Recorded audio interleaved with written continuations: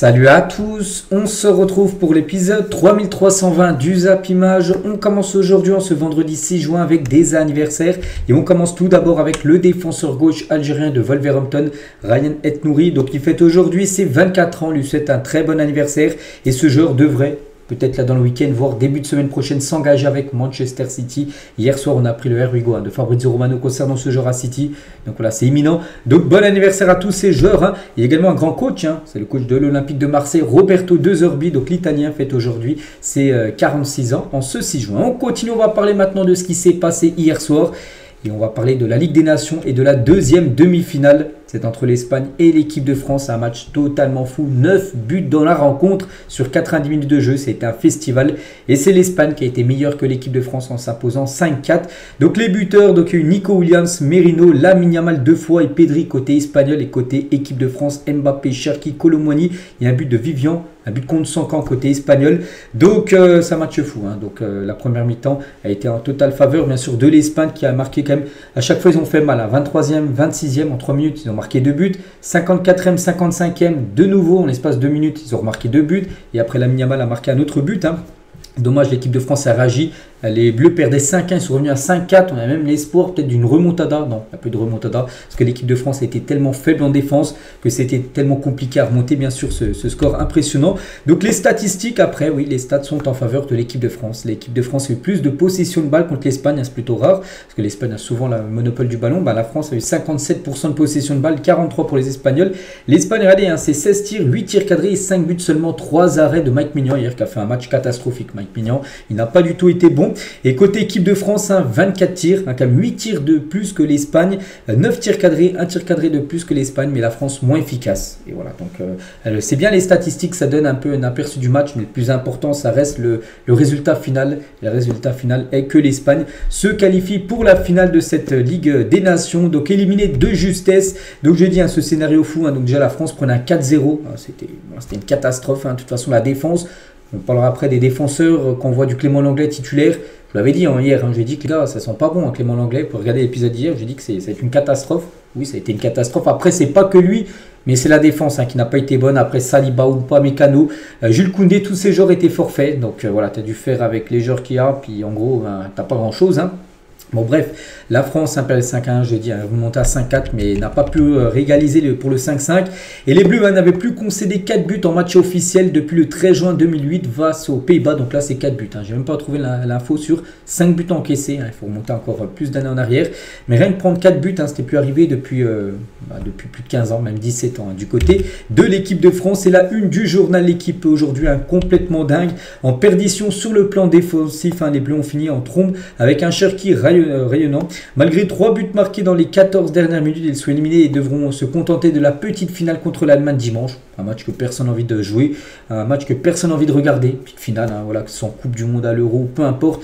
Voilà, c'est un match sans enjeu, tout simplement, cette petite finale. Il fallait gagner hier, ce que l'équipe de France n'a pas fait. Donc Deschamps, qu'est-ce qu'il a pensé? Donc on a été supérieur dans le jeu. Voilà ce qu'il a pu dire. Donc il y a eu de bonnes choses. Tout n'est pas à jeter. Donc voilà, Deschamps n'est pas pessimiste après la défaite. Donc lui, il retire quand même du bon. Voilà, bon, j'espère, enfin c'est pas j'espère, c'est sûr de toute façon qu'il va partir. Mais là, c'est avec la fin de cycle, les gars, c'est plus possible. Après, ses choix aussi sont, je pense que la défaite est aussi pour lui. Oui, défensivement, il n'y avait plus grand monde. Mais par exemple, j'aurais préféré un Lucas Hernandez pour moi titulaire qui était sur le banc. Lucas Hernandez qu'un Clément Lenglet. Clément Lenglet, les gars, c'est pas possible. Il y a des choix comme ça qu'on fait que sont un peu surprenants. Même le milieu de terrain, Manu Koné, Rabiot. T'as Tchouaméni, les gars, sur le banc. Pourquoi Tchouaméni n'a pas joué? Voilà, point d'interrogation. On ne sait pas. Mais bon, c'est comme ça. Et pour vous dire, voilà, sur Clément Lenglet, donc déjà le dernier match qu'il avait joué, c'était en novembre 2021. Donc déjà, ça faisait 4 ans qu'il n'avait pas joué.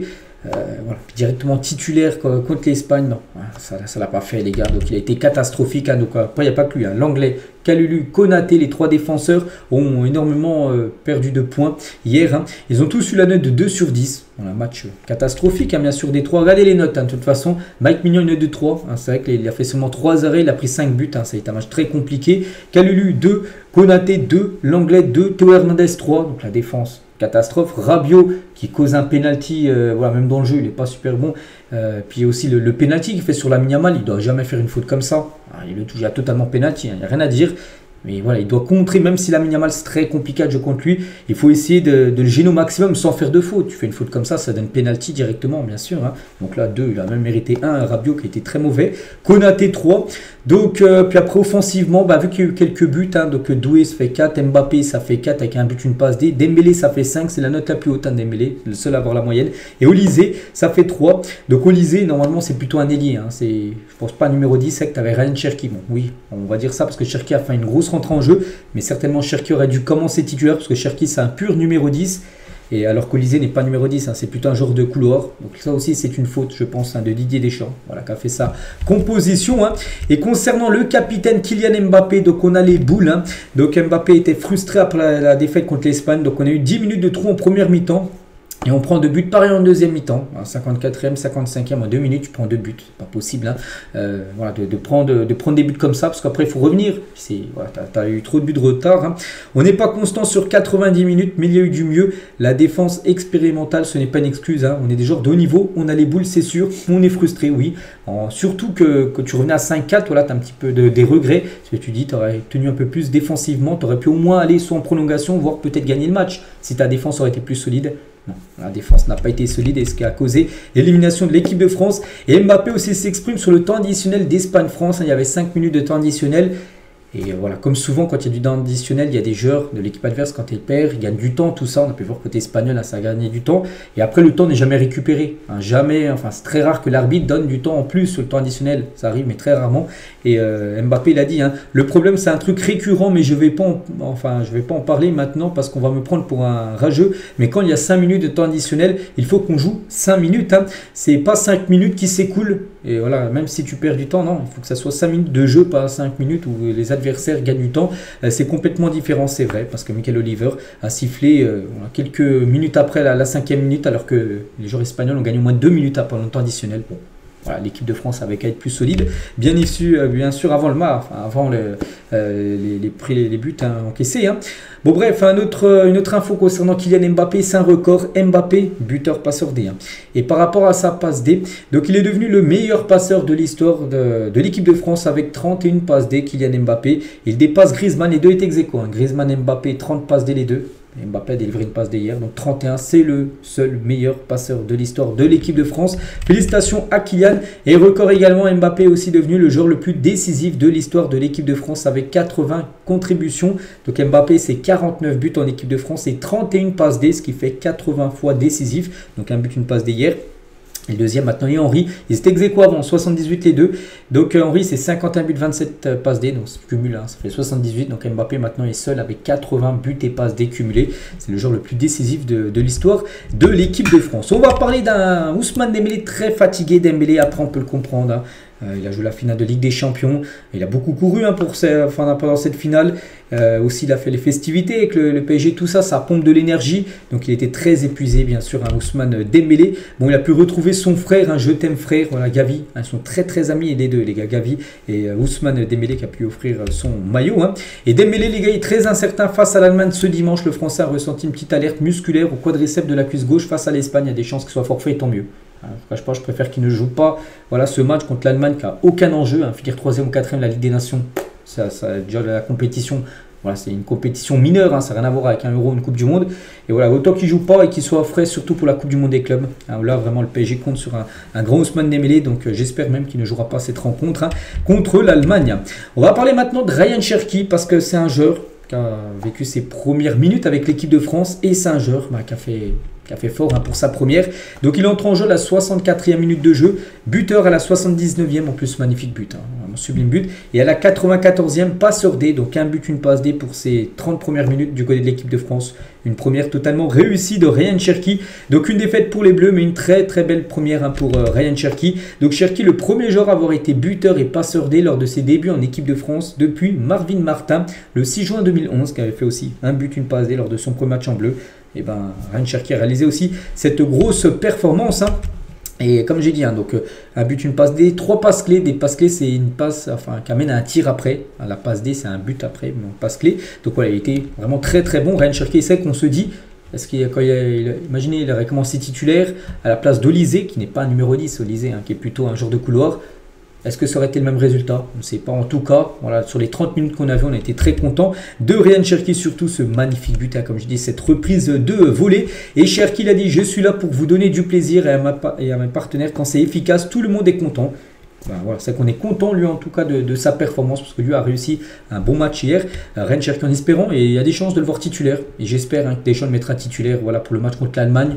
Voilà, j'espère qu'il fera tourner Deschamps, des joueurs là qui n'ont pas été au niveau hier, j'espère qu'ils iront sur le banc, qu'il fera plus tourner hein, bien sûr, contre la Mannschaft, et un Cherki titulaire, on le veut, hein, dimanche, hein, et c'est un des meilleurs matchs qu'on ait fait quand on regarde les stats, c'est que les stats sont bonnes, hein, je vais montrer les stats tout à l'heure, après le résultat n'est pas bon, donc Cherki l'a dit, je pense pas qu'on a totalement démérité, ils ont été meilleurs que nous dans leur temps, hein, c'est vrai qu'il y a eu des temps forts de l'Espagne, ils ont réussi à marquer, voilà, alors que la France a sombré, hein, et réussi à mettre beaucoup de buts quand il fallait, c'est vrai que voilà, c'est ce qui a causé, on va dire, cette défaite hein, des Bleus. Et numéro 10, il a dit, c'est un poste que j'affectionne beaucoup, j'aime voir ce que les autres ne voient pas. Et c'est vrai que c'est un très bon numéro 10, on le connaît déjà du côté de Lyon. Hier, il l'a fait du côté de l'équipe de France, donc vraiment félicitations à Ryan Cherki. Et contre l'Espagne, Ryan Cherki a joué avec des crampons qui n'étaient pas les siens. Donc son équipementier s'est trompé dans l'envoi de sa paire et le staff des Bleus a dû lui en récupérer en magasin hier matin. Donc là, jour du match, le matin, ils sont partis en acheter un, je sais pas, peut-être à Decathlon, j'en sais rien. C'était pas ses crampons, c'est pas pareil, hein. Des fois, quand tu as tes crampons perso, tu as des habitudes que là, il a dû jouer avec des crampons achetés dans une grande enseigne le matin. Bon, il a quand même réussi, bien sûr, à faire un grand match. Ryan Cherki. On peut parler aussi de Malo Gusto. On parle de l'entrée de Cherki, mais Malo Gusto aussi, on se dit, il aurait dû certainement commencer titulaire. Oui, quand on a vu sa rentrée en jeu qui a été très bonne, hein, il a remplacé Kalulu, qui a énormément déçu hier avec Pierre. Kalulu sur le couloir droit. Et c'est quand même criminel d'avoir autant de talent et proposer ce niveau de jeu. Hein. Vraiment, regardez l'attaque de l'équipe de France, hein, quand même des sacrés cracks. Et de proposer ce qu'a proposé hier l'équipe de France, hein, c'est quand même très décevant. Après, c'est Deschamps aussi, hein, les gars, qui fait des choix, tout ça, qui ne sont pas bons. Hein. C'est pour ça que Deschamps, il faut absolument là, qu'il parte. De toute façon, la Coupe du Monde, ça semble compliqué. Hein, l'année prochaine, si on continue à jouer. Bon, de toute façon, ce sera encore Deschamps, mais toujours dans sa façon de jouer. Parce que Deschamps, là, il n'a plus du tout la clé, hein, bien sûr, pour faire rayonner l'équipe de France. Heureusement, hein, hier, qu'il y a quand même 4 buts à la fin du match. Hein, sinon, ça aurait été 5-1. Voilà. Heureusement, ça sauve un peu son match, hein, malgré la défaite. Ça sauve un peu, c'est mieux une défaite 5-4 qu'une défaite 5-1. Bon, ça reste une défaite.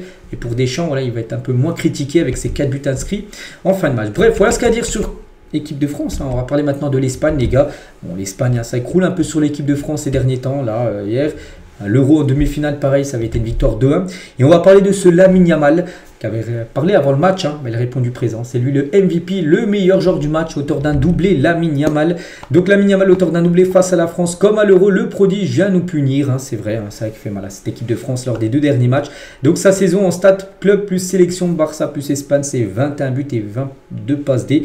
Il a fait le double 20, voilà, minimum 20 buts, minimum 20 passes D. Les stats incroyables, bien sûr, pour Lamine Yamal, 17 ans. Il fêtera ses 18 ans le 13 juillet, tiens, dans à peu près un mois et une semaine à peu près, ce sera ses 18 ans pour Lamine. Et c'est vrai qu'avant le match, il avait dit, hein, plus d'ailleurs, je l'ai montré dans l'épisode hier, je lui ai dit, regardez hein, ce qu'il a pu publier Lamine Yamal le jour du match, hein, cette photo où il envoie déjà un pic, hein, il chauffe déjà l'équipe de France. Et voilà, il fait un magnifique match hier.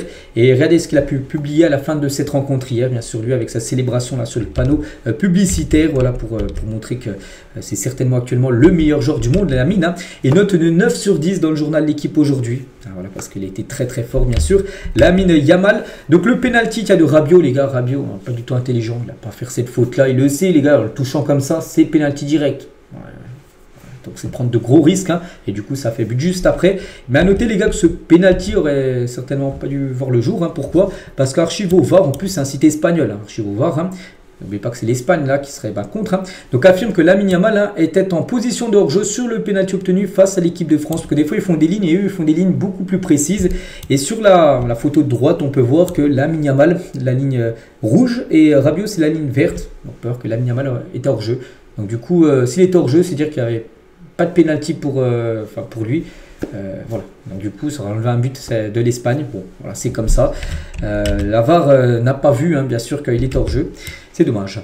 Lamine Yamal est le premier joueur quand même à inscrire 3 buts à l'équipe de France avant l'âge de 18 ans. C'est vrai qu'il en a marqué un lors de l'Euro. Hein, ce but en pleine lucarne et 2 hier. Ça fait déjà 3 buts avant 18 ans. Le dernier à avoir fait ça, les gars, c'est Pelé en 1958. Voilà, donc pour montrer vraiment qu'il est sur les traces des très très grands, Lamine Yamal. Hein. Et toujours avec lui, le plus important, c'est de parler football sur le terrain, c'est vrai. Hein.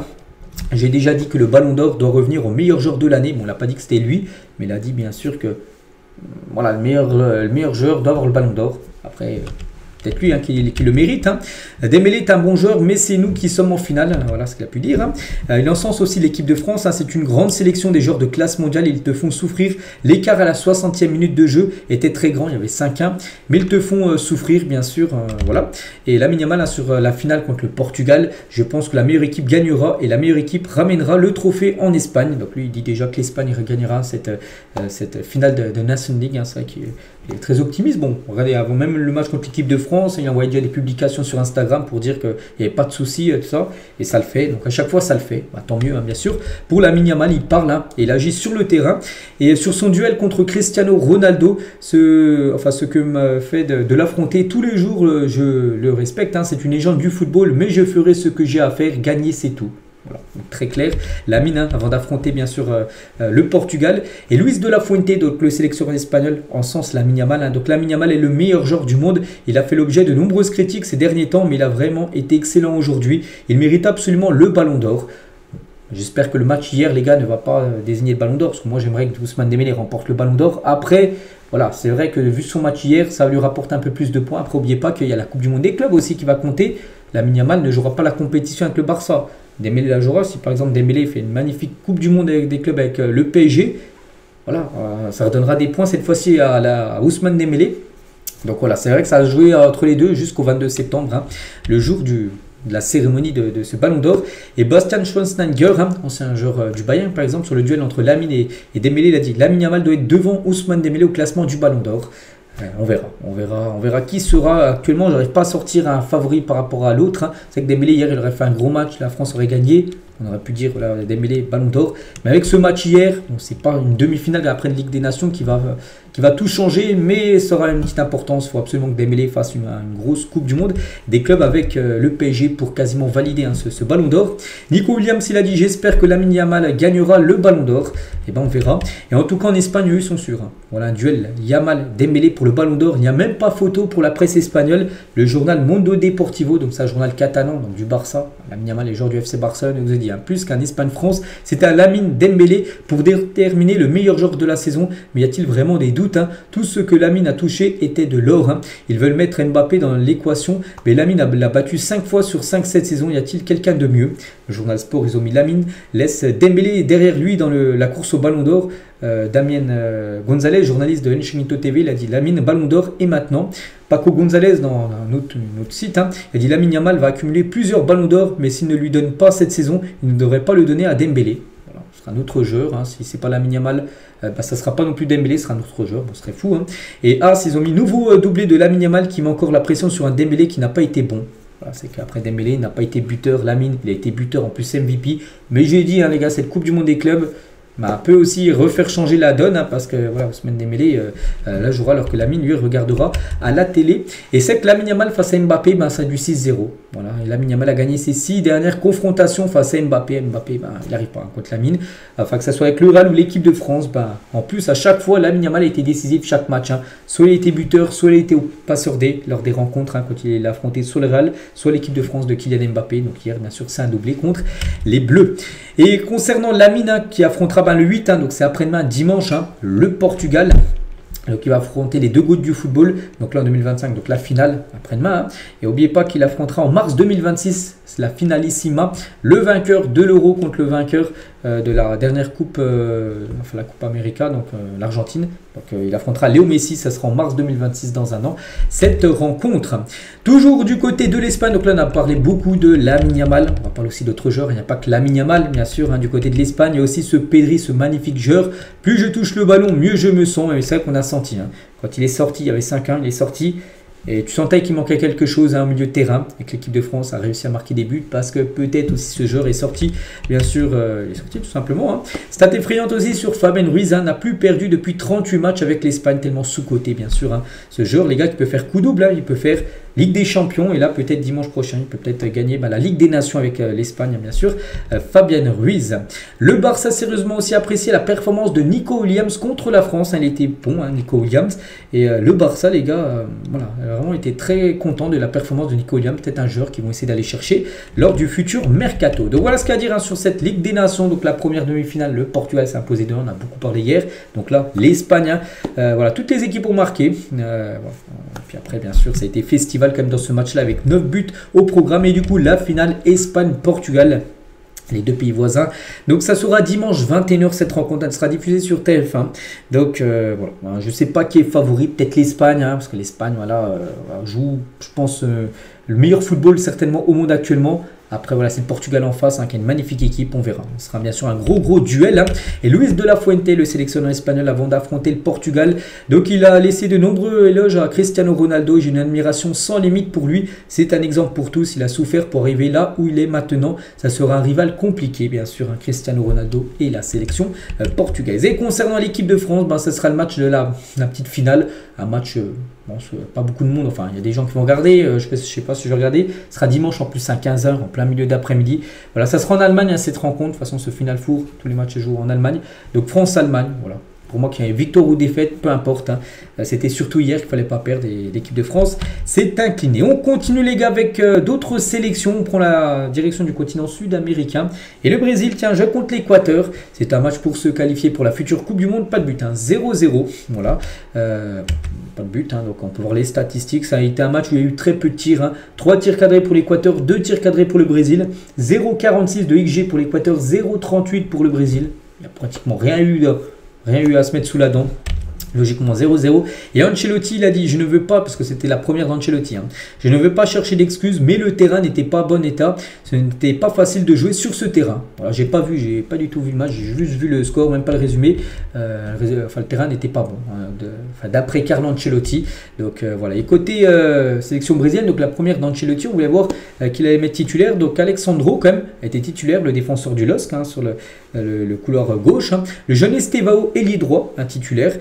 Donc Richarlison, Vini, ou même Gerson, l'ancien Marseille, était également titulaire. Donc Marquinhos était titulaire, comme Pacho, les deux défenseurs centraux du PSG ont joué l'un contre l'autre. Lors de ce match, Vanderson, un défenseur de Monaco, était également titulaire. Et Vini a porté numéro 10 sur ce match hier. Normalement, on dit c'est pour Neymar, mais Neymar il est forfait pour ce rassemblement. L'Argentine joue au Chili et l'Argentine s'est imposée 1-0 grâce à l'attaquant Colchoneros, Julian Alvarez, buteur au bout de 16 minutes de jeu. Donc voilà, belle victoire de l'Argentine, enfin petite victoire, mais peu importe. De toute façon, même s'ils perdaient, ils avaient déjà leur ticket. Ils sont déjà qualifiés officiellement pour la future Coupe du Monde, parce qu'ils sont sûrs de finir dans le top 5 de cette éliminatoire du côté de l'Argentine. Et tiens, parlant de Franco Mastantuono, un joueur qu'on parle beaucoup récemment sur son futur club, soit le Real, soit le PSG. En tout cas, à 17 ans, hier, il a fait ses grands débuts avec l'Argentine. Il a joué ce match contre le Chili. Franco Mastantuono, et comme je vous ai dit, ce joueur, les gars, ne devrait pas signer au PSG. Pourtant, début de semaine, il était très proche de Paris. Et du coup, il a fait volte-face. Il devrait s'engager au Real Madrid. Donc, c'est bouclé pour Mastantuono. Real Madrid, l'Argentin rejoindra les Merengues en juillet, directement après la Coupe du Monde des clubs, qui disputera, lui, avec River Plate. Il va jouer cette compétition avec River Plate, puis après il partira au Real Madrid. Donc le Hugo de Fabrizio Romano pour intervenir peut-être aujourd'hui, donc pour dire que c'est imminent ce joueur. Donc dommage pour le Paris Saint-Germain. Toujours tiens avec les éliminatoires du côté du continent sud-américain, le Paraguay contre l'Uruguay, victoire des Paraguayens. Ça se dit comme ça, 2-0, donc félicitations à eux. Et voilà, donc il y a encore un autre match ce soir pour montrer le classement. Je vous montrerai bien sûr tout ça demain, parce que là il reste encore même 2 rencontres, il y en a eu 3, en tout il y a 5 matchs en tout. Voilà, du côté du continent sud-américain. Du côté de l'Asie, il y avait également quelques rencontres hier pour se qualifier toujours pour la future Coupe du Monde. Tiens, on va parler par exemple de la Corée du Sud qui s'est imposée 2-0 en Irak. Et c'est officiel, la Corée du Sud est qualifiée pour la Coupe du Monde 2026. C'est la même chose pour la Jordanie. Sur la Jordanie, je les cherche. Ils sont là, ils ont gagné 3-0 à Oman. Et pour la première fois de leur histoire, la Jordanie est qualifiée pour la Coupe du Monde. Et la même chose pour l'Ouzbékistan aussi qui se qualifie. Tiens, Kusanov, défenseur de City, jouera la prochaine Coupe du Monde. Donc l'Ouzbékistan, ils sont où? Ils sont là, ils ont fait 0-0 contre les Émirats Arabes Unis. Et du coup, grâce à ce match nul, qualifié également. N'oubliez pas que la future Coupe du Monde, il y a beaucoup plus d'équipes qualifiées Avant la dernière, ça avait été 32 équipes. Donc là, on va passer, je crois qu'il y a en tout 48 équipes. Donc oui, ça donne beaucoup plus de places qualificatives. C'est pour ça que des pays comme la Jordanie, l'Ouzbékistan, pour la première fois de leur histoire, joueront la Coupe du Monde. Donc pour l'instant, voici les nations qualifiées officiellement pour la Coupe du Monde au Canada, Mexique, États-Unis, les pays organisateurs. Hein. Donc le Japon, la Nouvelle-Zélande, l'Iran, l'Argentine, Ouzbékistan, Corée du Sud, Jordanie. Voilà. Donc il y a encore beaucoup de places bien sûr à donner pour cette future Coupe du Monde qui commence dans à peu près un an et un mois à peu près. On continue, on prend la direction du continent africain. Il y avait des matchs amicaux hier. Tiens, la RDC contre le Mali, victoire de la RDC 1-0. Voilà, parfait. Hein. Issandé a été l'unique buteur de cette rencontre. Hein. Et l'Algérie jouait contre le Rwanda et victoire des Algériens 2-0. Donc voilà, parfait bien sûr pour l'Algérie. Au programme aujourd'hui, on revient en Europe. Regardez le programme. Là, c'est des matchs, c'est pas de la Ligue des Nations, mais plutôt des matchs pour les éliminatoires de la future Coupe du Monde. Hein. Et le programme, par exemple, la Belgique se déplace en Macédoine du Nord ce soir, la Croatie contre Gibraltar, l'Italie contre la Norvège, une belle affiche, hein. Hollande contre Donnarumma, tiens, par exemple. Hein. Voilà, on parlera des résultats bien sûr demain, samedi. Voilà tout ce qu'il y a à dire sur les résultats d'hier et le programme du jour. Hein. On continue avec une info, ça date il y a 10 ans, jour pour jour, c'était le 6 juin 2015, il y a 10 ans. Et ben, le Barça a remporté sa 5e et dernière Ligue des Champions remportée de son histoire, hein, en s'imposant 3-1 face à la Juventus Turin. Voilà, c'était il y a 10 ans, il y avait Messi, il y avait Neymar, il y avait Suarez aussi hein, qui jouait là-bas du côté du FC Barcelone. Et ça a été la dernière Ligue des Champions et depuis 10 ans, c'est que le Barça n'est jamais déjà retourné en finale. C'était très proche cette année, hein. Ils ont échoué à quelques minutes hein, bien sûr pour atteindre la finale avec la Serbie qui a égalisé, on se souvient. Donc voilà, c'était il y a 10 ans jour pour jour. On continue, on va parler un peu maintenant Mercato. Et officiel, Nuno Tavares quitte Arsenal et signe définitivement avec la Lazio Rome jusqu'en juin 2028. Donc il était prêté par Arsenal à la Lazio. Et la Lazio lève l'option d'achat, voilà, pour être clair, hein, une option d'achat 8 millions d'euros. Donc voilà, maintenant il appartient à 100% à l'équipe italienne de la Lazio. La même chose pour Pierre Kalulu, hier qui a fait un match très compliqué, hein, vraiment très moyen. Bon bref, en tout cas, son transfert officiel est fait du côté de la Juve. Donc il jouait déjà la Juve cette saison, mais il était prêté par l'AC Milan. Et la Juve a levé l'option d'achat de 14 millions d'euros. Donc lui aussi à 100% maintenant, il est du côté de la Juventus Turin, Pierre Kalulu. Lui aussi c'est officiel, c'est Gabri Veiga, ancien joueur du Celta Vigo. Enfin il y a 2 ou 3 ans. Il était parti il y a 2 ans à Al Ahly, qui a gagné la Ligue des Champions asiatiques, hein, où joue Mahrez, tout ça. Donc il a gagné beaucoup d'argent. Il touchait 20 fois plus à Al Ahly que ce qu'il touche au Celta Vigo. C'est pour ça qu'il est parti là-bas. Mais ça est déjà de retour en Europe. Il vient de s'engager du côté du FC Porto, ce tout jeune joueur espagnol. Montant du transfert 19 millions d'euros, bonus compris. Donc voilà, bonne chance à lui du côté de Porto. Ça fait plaisir hein, qu'il revienne du côté de l'Europe. Hein. Il a joué 2 ans où il a touché beaucoup d'argent, mais il voulait retrouver bien sûr un gros championnat. Là, le championnat portugais.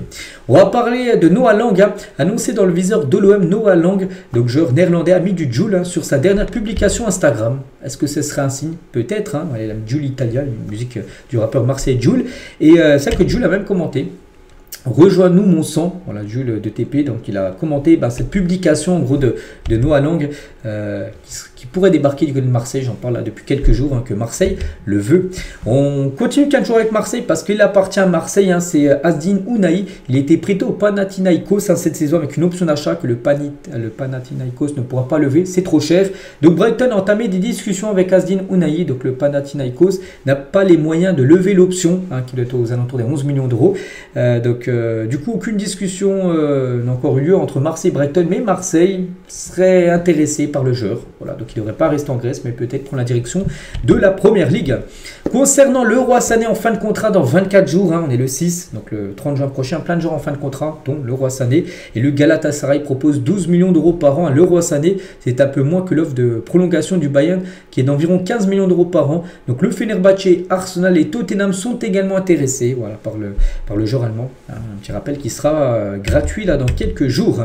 Concernant Ryan Cherki qu'on a parlé tout à l'heure, mais là on va parler cette fois-ci son futur et City les gars. Donc une première offre de 22,5 millions d'euros a été formulée par City pour Ryan Cherki. Donc je crois qu'elle a été refusée hein, cette première offre. Donc City devrait revenir avec une nouvelle offre améliorée pour s'offrir. Cherki et City les gars, un plan B en cas de non-arrivée de Ryan Cherki, et il viserait Xavi Simons. Hein. Alors, en cas d'échec dans le dossier Cherki, mais Xavi Simons, hein, je pense que c'est beaucoup plus cher parce que déjà il a un long contrat. Cherki il a un contrat plus qu'un an. C'est pour ça que son prix est quand même relativement bas. Xavi Simons, je pense au moins 70-80 millions d'euros. Hein. Facilement. Al Nasser est prêt à offrir 85 millions d'euros à Liverpool pour Luis Diaz. Hein. Le joueur est ouvert à un départ de l'équipe de Liverpool. Voilà. Après, il y a le Barça aussi qui pousse hein, pour l'avoir. Al Nassr pour lui proposer beaucoup plus, bien sûr, niveau salaire. Concernant l'Olympique de Marseille, proche de recruter Angel Gomez qui va quitter Lille dans 24 jours, le 30 juin prochain. Les Phocéens sont les mieux placés pour boucler sa signature cet été. J'ai vu que Tottenham était également intéressé, mais pour l'instant, ce serait plutôt Marseille qui tiendrait les ficelles concernant Angel Gomez. Tiens, toujours du côté de Marseille, donc concernant Leonardo Balerdi, il intéresse l'AS Roma et l'OM réclame plus de 30 millions d'euros pour lâcher Balerdi du côté de l'équipe de Rome. Ryan El-Nouri, qui fête aujourd'hui ses 24 ans, on en a parlé en tout début de vidéo. Here we go, j'ai dit qu'on allait en reparler, voilà, c'est le moment. Donc le joueur algérien devrait rejoindre Manchester City, prix de l'opération 40 millions d'euros que devrait débourser Manchester City à l'équipe de Wolverhampton pour s'offrir Ryan El-Nouri. Toujours du côté de City, c'est pas fini. City veulent un peu tout le monde, on a parlé de Cherki, lui où c'est quasiment fait Here we go. Il y a aussi le Here we go de Rangers, et Rangers va passer sa visite médicale pour valider son arrivée à City ce dimanche, donc après-demain, visite médicale, et certainement le lendemain, je pense début de semaine prochaine, ça sera officiel concernant Rangers, qui doit arriver à City pour 70 millions d'euros. Rangers, c'est comment dire, Ryan El-Nouri, ça fait déjà plus de 110 millions d'euros que va investir. Manchester City, c'est pas fini, parce que City, bien sûr, veut également d'autres joueurs. On va parler de Evan Guessant, donc l'attaquant ivoirien de Nice. Et Wolverhampton prépare une grosse offre pour l'attaquant niçois. Le club anglais envisage de formuler une offre d'environ 30 millions d'euros pour l'attaquant de Nice, qui risque de quitter le club niçois. Victor Gyökeres, grosse info, on apprend qu'il est ouvert à un transfert à Manchester United malgré qu'il n'y aura aucune Coupe d'Europe saison prochaine. Il serait OK pour la Manchester. Même sans Ligue des Champions, le buteur du Sporting est intéressé. Aucun contact avec le club portugais pour l'instant. Son prix est fixé, n'oubliez pas, aux alentours des 70 millions d'euros. Il intéresse beaucoup d'équipes. Arsenal, l'Atlético, il y a plein d'équipes intéressées par Gyökeres. Et lui, les gars, d'après Jacob Benz, ce serait Manchester qui l'aurait choisi. On va parler de Jean-Philippe Mateta. A été proposé à l'OM, mais le deal semble très compliqué à réaliser financièrement parlant, parce que bien sûr il touche un gros salaire du côté de Crystal Palace.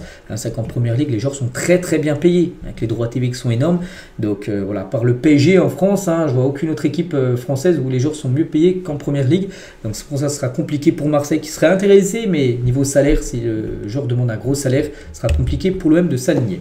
Toujours avec l'OM en tout cas, ils sont très intéressés par Mathis Sablin, le joueur du FC Nantes. Une première offre a été faite, donc l'OM adore le profil de Mathis Sablin, a formulé une première offre de 15 millions d'euros.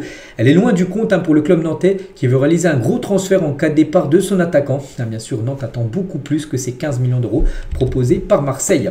Concernant Emiliano Martinez qui devrait quitter Aston Villa, c'est quasiment sûr, et Manchester United est en discussion avancée avec Emiliano Martinez. Les Red Devils cherchent un nouveau gardien pour concurrencer ou remplacer André Onana, pressenti bien sûr sur le départ, et ciblerait le gardien argentin. Concernant Rafael Leao, donc c'est le Bayern Munich qui pousse pour recruter Rafael Leao qui pourrait partir de l'AC Milan. Il n'y a aucune Coupe d'Europe saison prochaine. Lui, il a envie de jouer les meilleures compétitions européennes, donc voilà, il pourrait partir. Le Bayern intéressé, les Bavarois vont présenter une offre à l'AC Milan dans les prochains jours pour s'offrir le joueur portugais.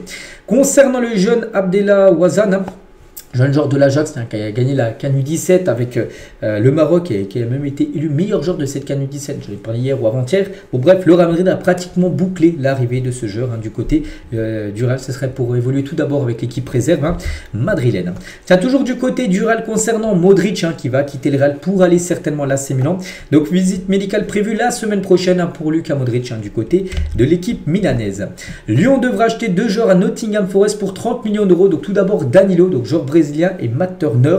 Donc le club anglais d'un très bon ami à John Textor en profitera pour boucler l'arrivée de deux joueurs de Botafogo, club dont le président de Lyon est propriétaire. Vous avez compris, Nottingham va vendre deux joueurs à Lyon et Botafogo va vendre deux joueurs à Nottingham. Et n'oubliez pas que Botafogo, propriétaire, c'est John Textor qui est aussi propriétaire de Lyon. Il va y avoir un accord en gros entre ces deux clubs vu que les deux présidents sont très amis, Textor et le président de Nottingham. Donc voilà, ces deux-là devraient jouer en lien saison prochaine. On va parler de Liam Delap, donc c'est officiel, il a rejoint l'équipe de Chelsea, j'en ai parlé hier, 35 millions d'euros, et il portera le numéro 9 à Chelsea. Il n'y a pas que du côté de Chelsea, il y a une malédiction avec les 9. 9, il y en a beaucoup qui ont obtenu ce 9 dans le dos. Ils n'arrivaient pas trop, ils ont fait des flops. J'espère pour lui que ça marchera. Et Cole Palmer change de numéro, il aura le numéro 10 saison prochaine, un numéro emblématique. Donc voilà, 9 pour Delap et 10 pour Cole Palmer. Le boulevard Ousmane, donc à Paris, un supporter du PSG a rebaptisé le boulevard Ousmane en l'honneur d'un champion d'Europe, Ousmane Dembélé, le décrocheur d'étoiles 2025. Donc la propagande est en marche, on espère bien sûr pour le ballon d'or d'Ousmane Dembélé. Et c'est vrai que lors du match, il y a maintenant 6 jours, finale Ligue des Champions, 55 pressing. Ousmane Dembélé n'a pas lâché Yann Sommer samedi dernier. Record évidemment sur la finale de Ligue des Champions. 55 pressing dans le match. C'est énorme bien sûr, d'Ousmane Dembélé. Et concernant Luis Enrique et Pep Guardiola, sont les deux entraîneurs qui ont réalisé un triplé, même deux triplés un triplé avec deux clubs différents. Donc voilà, Luis Enrique bien sûr avec le Barça et le PSG, et Guardiola avec Manchester City et le Barça également à l'époque. Et Guardiola sur le sac du PSG en Ligue des Champions, donc il a dit, il est un peu choqué de Paris, je ne m'attendais pas à ce résultat, ce 5-0 quand même. Sur le papier, le PSG était favori, mais l'Inter reste toujours un adversaire redoutable. L'époque, City avait gagné aussi contre l'Inter, mais seulement 1-0, il y a 2 ans. Là, Paris en a mis 5. Le PSG a fait une saison incroyable, ils ont atteint le sommet comme nous, il y a 3 ans, avec Manchester City. Je suis très heureux pour Luis Enrique, sa famille, le staff et les joueurs. Et c'est une véritable équipe maintenant de haut niveau, Guardiola, il pense, du PSG, qui sera candidate chaque année à la victoire en Ligue des Champions. Et maintenant, on veut tous les battre. Maintenant, c'est l'équipe à battre. En gros, cette équipe parisienne.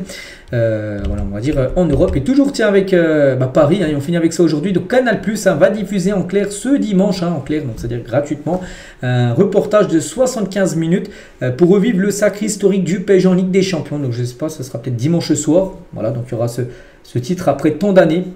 PSG, le film du sacre, voilà, que vous pourrez tous suivre. Donc, ça sera en clair en gros, donc voilà, ça sera dimanche après-demain. Donc voilà les gars, tout ce qu'il y a à dire aujourd'hui, j'espère que ça vous a plu. Donc nous on se retrouve bien sûr demain, demain samedi, on fera le point sur les matchs du jour, parce qu'il y a pas mal de rencontres au programme. Allez, je vous laisse, je vous souhaite une bonne journée et à demain.